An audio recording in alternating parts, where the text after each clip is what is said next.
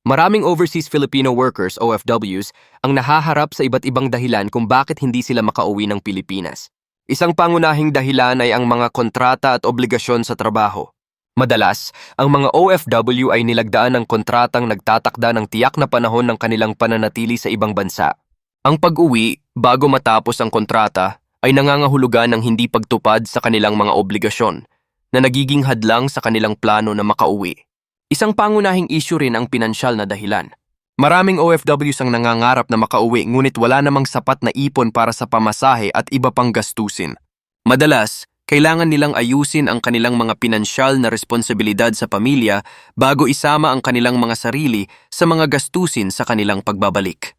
Para sa ilan, ang pagtratrabaho sa ibang bansa ay nagbibigay ng mas malaking kita kaya't pinipili nilang manatili at mag-ipon muna.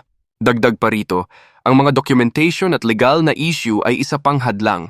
Ang mga OFW ay maaring nahaharap sa mga problema sa kanilang visa o work permit na nagiging sanhi ng delay sa kanilang pag-uwi.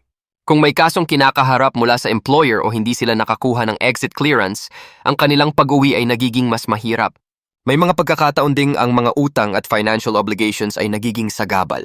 Maraming OFWs ang may utang sa recruitment agencies, employer o bangko. Hindi sila makauwi hanggat hindi nila nababayaran ang kanilang mga obligasyon kaya't nananatili sila sa ibang bansa at nagtatrabaho. Ang takot sa pagkawala ng trabaho sa Pilipinas ay isa ring malaking dahilan.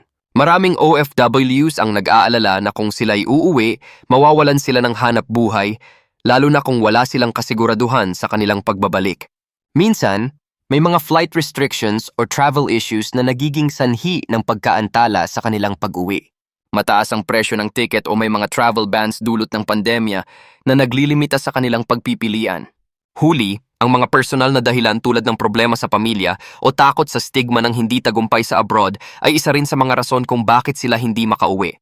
Bawat OFW ay may kwento at ang kanilang mga desisyon ay nakasalalay sa iba't ibang salik na bumabalot sa kanilang buhay.